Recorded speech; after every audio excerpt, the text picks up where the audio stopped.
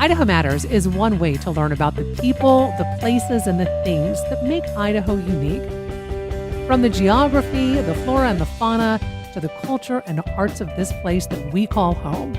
Subscribe and listen to Idaho Matters today at boisestatepublicradio.org/podcasts or wherever you listen to podcasts.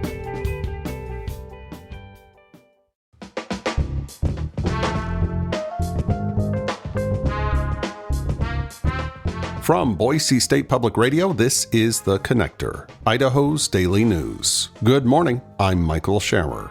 It's Friday, October 11th, and here are today's headlines.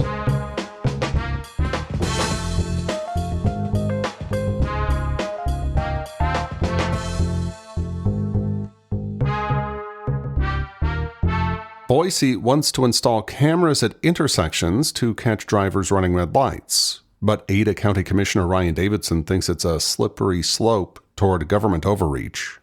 To install the cameras, Boise needed to sign a licensing agreement with the Ada County Highway District, which oversees the city's streets. At a Wednesday meeting, it appeared that the proposed agreement would sail through, until Ada County Commissioner Ryan Davidson spoke up. Attending the hearing as a member of the public, Davidson urged ACHD commissioners to deny the request to sign the licensing agreement or at least table the decision until the public could offer its input. He voiced concern about the installation of the cameras, even for the one-year pilot, because it presented a slippery slope toward government expansion and overreach. In early October, council members and city staff agreed that Boise faced an epidemic of red light runners and that the trend, while hard to quantify, was having a real effect on drivers, bikers, and pedestrians' safety. If you're hoping to register to vote online, today is your last chance ahead of November's election. James Dawson reports. Online applications will be accepted through 11:59 p.m. tonight. You'll need an Idaho driver's license or another state-issued ID to complete the process. Idaho Secretary of State Phil McGrain explains why counties cut off online registration a few weeks before Election Day. It's to give the clerks the chance to get the poll books ready and all the materials for Election Day. If you don't have internet access, county clerks are also accepting in-person voter registration forms for the rest of the business day. If you miss tonight's deadline, you're not out of luck. McGrain says it'll just take a little bit longer when you go to the polls in person. We really are fortunate to live in Idaho and to have this, and we've had same-day registration for a very long time. It is not common in many other states, so there's a good chance people coming from another state that the rules are different. You can register to vote or check your registration status at voteidaho.gov. James Dawson, Boise State Public Radio News. The Biden administration recently finalized a new rule requiring drinking water systems to eliminate lead pipes within 10 years. As Troy Oppie reports, that work has already been underway in Idaho, and the federal government is sending more money to help. This spring, the EPA announced $28 million coming to Idaho to help water systems here identify lead pipes still being used in drinking water systems. Lead is dangerous when ingested, especially for children. Southwest Idaho residents in older homes might recall getting a postcard this summer asking them to check for lead pipes. The federal government last year set a deadline of this October 16th for that investigative work. Now, the EPA says it's committing nearly $25 million additional dollars for Idaho's water systems to replace the remaining lead pipes. Half that funding is required to be used in disadvantaged communities. Idaho's Department of Environmental Quality will oversee how the funds are distributed.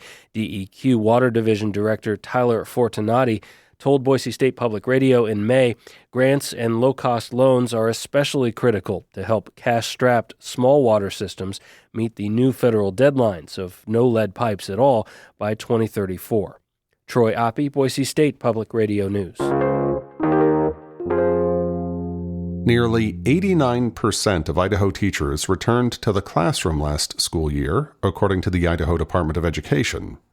That's slightly up from 2022 to 23 after a multiple-year trend of post-pandemic declines in the teacher retention rate. 79% of those teachers stayed at the same school. But school district leaders continue to cite staffing shortages as an obstacle. Idaho's low teacher salaries, lower than those in neighboring states, hinder recruitment and retention efforts. State initiatives aim to attract teachers to the classroom and incentivize them to stay. For early career educators, the State Board this year launched a statewide mentorship and professional development platform to support new teachers by connecting them with mentors and resources. For teachers at rural and underserved schools, a State Board incentive program provides educational grants of up to $12,000 over 4 years to qualifying teachers. For those who have experience working in schools or with children and are interested in becoming teachers, there are 2 teacher apprenticeship programs that aim to smooth the path to certification. And for teachers-to-be, talks are underway between the State Board and College of Education leaders about how to strengthen teacher preparation programs. There will be no mail delivery on Monday, October 14th. As the post office will be closed in observance of Columbus Day.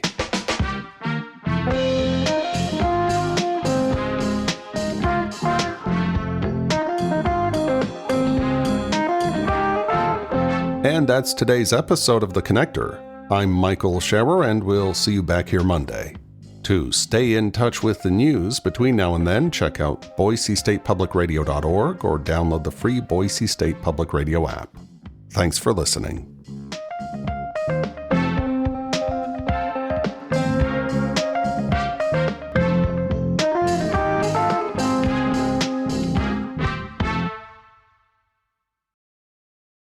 The candidates for November are set. I know Donald Trump's type. Between now and Election Day, we are not going back. A campaign season unfolding faster. Kamala Harris is not getting a promotion Than any in recent history. Make America great again. Follow it all with new episodes every weekday on the NPR Politics Podcast.